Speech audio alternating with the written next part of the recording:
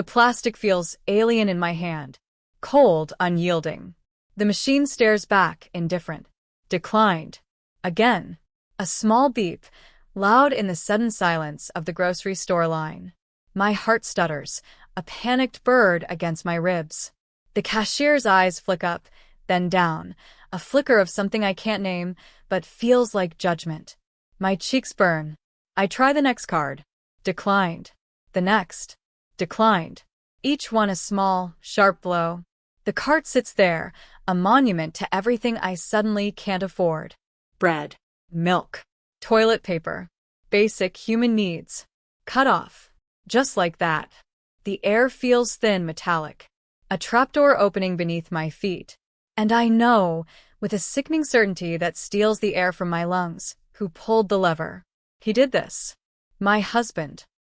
Let me know where you're watching from and what time it is. And if you haven't already, please subscribe. It helps me more than you know. We had a life. Or what I thought was a life. Stability carved from routine, polished with shared jokes and the quiet hum of comfortable coexistence. We lived in a house that felt too big sometimes, but full of the promise of a future we were building, brick by brick. He built a company. I built a home. My role wasn't just domestic, it was the quiet engine behind the scenes. I managed the household finances, yes, but I also kept the gears turning on his business's administrative side. Nothing glamorous. Not the big deals, the presentations, the handshakes. My domain was the mundane, the necessary. The paperwork, the accounts payable, and crucially, the payroll. I remember setting it up. Years ago. A complex system for a rapidly growing company. He was too busy, too focused on the vision. I was detail-oriented, meticulous. I researched software, negotiated terms, integrated it into their existing structure. I built it from the ground up, piece by painstaking piece. I created the user accounts, the permissions, the direct deposit links. I knew the system intimately. Every access point, every backdoor, every failsafe. He signed the checks literally and figuratively, but I was the one who ensured the money actually moved from the company account into the employees' banks. It was tedious work, often invisible, unappreciated. Just another thing I did. Another part of the foundation I laid, while he built the structure visible to the world. My desire? Simple, I thought. A partnership. Two people building something together, supporting each other. Security. A future where we weren't just surviving, but thriving, comfortably, together. I trusted him implicitly. He was my husband, my rock, my future. The cards in my wallet, linked to our joint accounts, to accounts I'd helped set up for his company's expenses and our shared life, felt like a tangible symbol of that trust, that shared future. They were access, freedom, security. Until they weren't. The first time it happened wasn't the grocery store. It was smaller. A coffee shop. I tapped the card. Declined. Annoyance. Maybe the machine was down. I used another. It worked. I shrugged it off. A glitch. Then it happened ordering lunch online. Declined. All of them. A knot of unease. I called the bank. A polite, distant voice informed me the cards were deactivated. Deactivated? I asked. Yes. At the account holder's request, the account holder. That could be him. Or me. We were both account holders. Confusion bloomed into suspicion. Why would he do this? I called him. He didn't answer. I texted. Cards declined? What's going on? No reply. The knot tightened. The air conditioning in the car felt too cold. My hands were clammy on the steering wheel. I drove home, my mind racing. Maybe a security issue? Fraud? But why deactivate all of them? He was home when I got there. Sitting in his study, the door slightly ajar. I pushed it open. He looked up, not with surprise, but with a cold, calculated expression I'd never seen directed at me before. Not fully. Not like this. The cards, I started, my voice trembling slightly. They're deactivated. What happened? He leaned back in his chair, a small, almost imperceptible smile playing on his lips. It wasn't a smile of reassurance. It was a smile of power. I deactivated them, he said. His voice was level, devoid of emotion. My breath hitched. Why? Was there fraud? No fraud. Then, why? He sighed, a sound of impatient dismissal. We're separating. The words hung in the air, heavy, suffocating. Separating? Just like that? No conversation? No warning? And the cards. And you cut off my access? My voice was barely a whisper. It's cleaner this way, he said, as if discussing a business transaction. Minimizes complications. Complications. My life was a complication? My ability to buy food, put gas in the car, exist independently. Cleaner?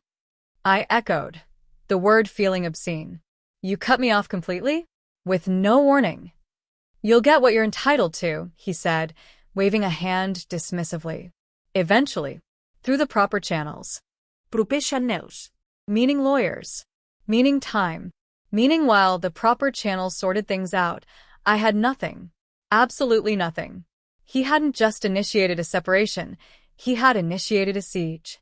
He was starving me out, using finance as a weapon.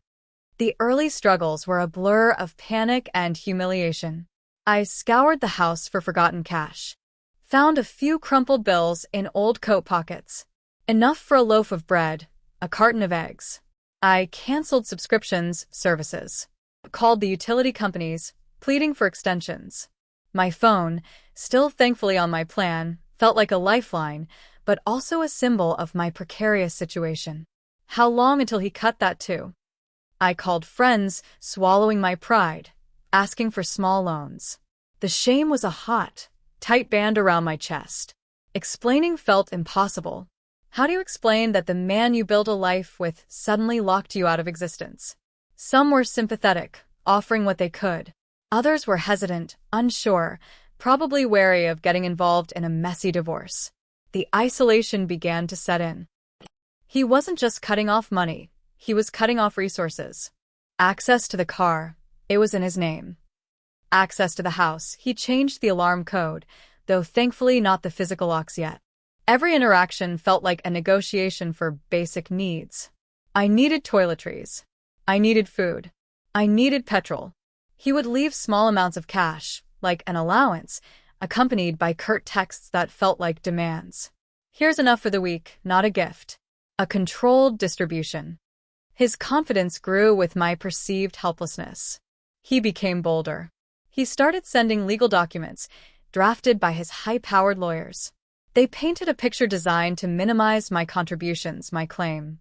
He assumed, correctly, that without financial resources, I couldn't afford a lawyer to fight back effectively. He was right. I called legal aid. The waiting list was months long.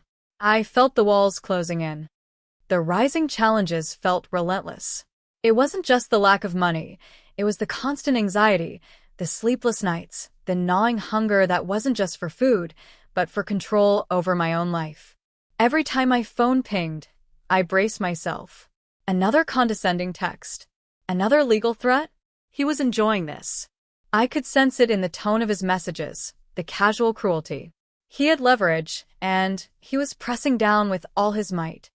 Friends suggested I stay with them, but his lawyers were already framing it as abandonment of the marital home. Staying put, enduring his presence and control within the house, felt strategically necessary, even as it chipped away at my sanity. Living under the same roof as the person actively trying to dismantle you is a unique form of torture. He brought his work home more often, took calls in the study, the door open just enough, so I could hear snippets. Talk of big deals, expansion, the company's booming success. Success I had played a quiet part in facilitating. The irony was a bitter taste in my mouth. He was building his empire on a foundation I had helped lay, while simultaneously trying to demolish mine. I spent hours online, researching divorce law, financial strategies, anything that could give me an edge. But without money, access to real help felt impossible. The legal jargon blurred together. Every path seemed to lead back to the same obstacle. I needed funds to fight a battle against someone who had unlimited funds, his company's resources likely bankrolling his legal team. The deepening crisis was a period of profound despair. I lost weight. My reflection in the mirror was gaunt, hollow-eyed.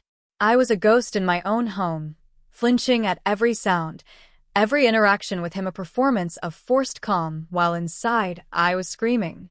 He seemed to feed on my distress. His dismissiveness grew, his casual cruelty more pronounced. He left invoices for things he insisted I pay for, knowing I couldn't. He changed the Wi-Fi password and forgot to tell me. Small, petty tyrannies designed to highlight my dependence, my powerlessness. There was a night, I remember, when I sat in the dark kitchen, the only sound the rhythmic drip of the tap, and felt a complete collapse of spirit. All seemed lost. My future was a black hole. My past felt like a lie. The man I loved, who was supposed to protect me, was systematically destroying me. Tears streamed down my face, silent, hot. What was the point? How could I possibly dig myself out of this? He had all the cards, all the power. Then, amidst the ruins of that despair, a single thought surfaced. A flicker of something that wasn't pain or fear. It was cold, calculated. It started small, a tiny seed of an idea planted months, maybe years ago, when I was neck-deep in setting up the payroll system for his company. I remember the hours I spent on it, the late nights, the frustrating error messages, the complex architecture of direct deposits, tax withholdings, employee benefits deductions. I remembered building in certain access protocols, creating administrative overrides, setting up back-end access points that bypass the standard user interface. Redundancies, I called them at the time. Just good system design. But also points of control. He had given me full access back then, trusted me completely with this intricate, vital function of his business. As the company grew, he hired an HR manager, an accountant, other administrative staff. My direct involvement with the day-to-day payroll processing lessened. Other people handled the weekly runs, the data entry. But I was still the system administrator. I held the master keys. I knew the architecture in a way no one else did. I built the house, and I knew where all the secret passages were, where the fuse box was hidden. He occupied the house now, the grand master of his domain, but he'd forgotten, or perhaps never even realized, that I still held the blueprints and the skeleton key. The midpoint shift wasn't a sudden explosion, but a slow, chilling dawn. Sitting in that dark kitchen, the dripping tap marking time, I wasn't just remembering how I set it up. I was realizing what that knowledge meant. He had cut me off from my money I had contributed to, money from accounts I had helped build. He thought he was hitting me where it hurt most, my personal finances. But in his arrogance, in his blindness to the administrative bedrock of his own success, he had left a gaping, fatal vulnerability wide open. A vulnerability I had designed. A vulnerability I controlled. The cold calculation replaced the despair. The tears stopped. A different kind of chill settled over me. This wasn't just about getting my money back. This was about power. He had used his power, derived from his company and the financial system, to crush me. But I had a different kind of power. Quiet, unseen, technical. The power derived from understanding the plumbing while he was busy admiring the facade. My view shifted entirely. I wasn't a helpless victim anymore. I was a strategist. He had made his move. Now it was my turn. And my move wouldn't be about reacting to his attacks. It would be about striking at the very heart of his perceived strength. His company's cash flow. The path ahead was fraught with risk. Could I actually do this? Was it legal? Was it ethical? My internal monologue raged. He was trying to ruin me, to leave me destitute, to break me. Did I owe him fairness? Did I owe him mercy? He had shown me none. He had planned this, calculated his move.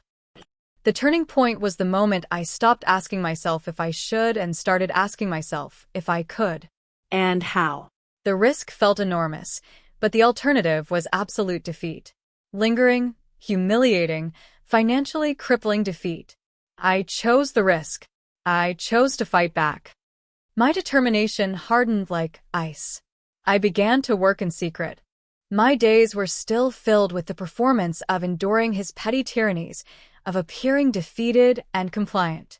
But my nights were different. While he slept, secure in his victory, I was awake, sitting at the kitchen table with my laptop, the screen a low glow in the dark. I accessed the payroll system. Not through the standard HR portal he assumed I might still have access to, but through the back-end administrator panels I had created years ago. Passwords I had memorized. Security questions only I knew the answers to. It was like walking into a house I had built, a house he now inhabited, but where I still knew every creak in the floorboard, every hidden key. I mapped out the system, reacquainted myself with its intricacies. Employee data, salary structures, tax information, direct deposit routing numbers, and the payment processing schedules. Payroll ran like clockwork every 2 weeks. A massive outflow of funds from the company's main operating account into hundreds of employee bank accounts. It was the company's lifeblood, the constant, essential flow that kept everything running, that kept the employees paid and happy, that kept him in business. I wasn't planning to just freeze it or mess with individual salaries. That would be too obvious, too easy to trace back and potentially fix quickly. No. I needed something smarter. Something surgical. Something that would disrupt his control while protecting the employees who depended on their paychecks. I found it. A feature I had built in for emergency situations. A master override that allowed redirection of the entire payroll run. Not to a different bank account for theft. That was never my intention, but to an escrow account I could create. An account that would hold the funds securely, putting them out of his reach, but accessible under specific, controlled conditions. Conditions I could set. Conditions that would require his cooperation, or rather, his capitulation. The deepening crisis continued alongside my secret preparations. His legal team escalated their tactics. They started threatening to cut off utilities to the house, citing my lack of contribution to household expenses. They sent notices demanding I vacate the premises. Every day was a fresh wave of anxiety. I was running on fumes, physically and emotionally. The money I'd borrowed from friends was running out. My future looked bleak. He was tightening the noose. He was so sure he had won. His arrogance was palpable. It fueled me. I opened the escrow account. It required identification, legal steps. I used some of the last of my borrowed money to set it up. The name on the account was neutral, a holding company I quickly registered. Nothing traceable back to me initially, not without significant legal effort. It was another layer of protection. I tested the payroll system access points, quietly, leaving no digital trace he could easily find. Modified login logs, cleared browsing history. It was like being a ghost in his machine. I watched the countdown to the next payroll run. It was 2 days away. The tension was a physical weight in my stomach. My plan solidified. On the morning payroll was scheduled to run, I would activate the override. The entire payroll amount, a significant sum covering hundreds of employees, would be rerouted from his company's operating account into the escrow account I controlled. The employees wouldn't get paid. The company wouldn't meet its obligations. Chaos would erupt. And he would be blindsided. This wasn't just about revenge for the blocked cards, for the humiliation, for the emotional abuse. This was about leverage. Massive, undeniable leverage. He wanted to negotiate my life down to zero? I would negotiate his company to a standstill. His most valuable asset, the thing that gave him power and status, would suddenly become his biggest liability, completely out of his control. The days crawled by. The final legal threat arrived, a formal notice to vacate the house in a week. It was timed perfectly with the impending payroll run. His final push, designed to leave me homeless and penniless simultaneously. He thought he had cornered me. He thought I had no options left but to surrender, to accept whatever pittance his lawyers deemed appropriate. He underestimated me. He always had. Underestimated the quiet work I did, the details I remembered, the systems I understood. The morning of the payroll run arrived. My hands were shaking as I sat at the kitchen table, the laptop open. He was already at the office, probably congratulating himself on his impending victory. The house was silent. The clock ticked. 8 Uhr morgens. The scheduled time for the payroll transfer initiation. I logged into the backend system. The familiar interface, the lines of code, the database entries. It felt surreal. This intricate digital world I had built, now the battleground. I navigated to the master override function.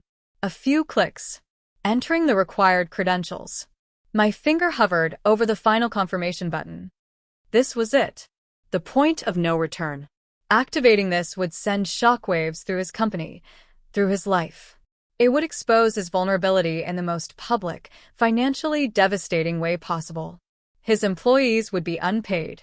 His reputation would be in tatters. Lawsuits, investigations. The fallout would be immense. Was I ready for this? He had put me in this position. He had forced my hand. He had declared war using finance as his weapon. I was simply using the tools he had left within my reach, tools I had originally created for his benefit. I pressed the button. The system word, processing the command. A confirmation message flashed on the screen. Payroll rerouted. Successful. A cold calm settled over me. It was done. Less than an hour later, my phone started ringing. His number. I let it go to voicemail. He called again. And again. Text messages flooded in. What is going on? Payroll didn't go through. The bank says the transfer failed. Employees are calling. What did you do? The panic in his texts was palpable. The arrogance replaced by desperation. He called my friends, frantic. He called mutual acquaintances. He couldn't understand. The system should have worked. It always worked. I waited. Let the chaos build. Let him flounder in the mess he had created, the mess I had amplified. Finally, late that morning, he called from a blocked number. I answered. His voice was tight, strained. What did you do? Me? I asked, my voice calm level. A stark contrast to the storm gathering on his end of the line. The payroll. It didn't go through. The money is gone. Gone. I feigned innocence. That's strange. Did you check the account numbers? Maybe a glitch? There's no glitch. The bank says the funds were transferred, but not to the employee accounts. Where did they go? I paused, letting the silence stretch. He was breathing heavily on the other end. The sound of his panic was satisfying, bittersweet, but satisfying. Remember, I said softly, when I set up the payroll system? Years ago. Another pause. I built in certain redundancies. I continued. Safety measures.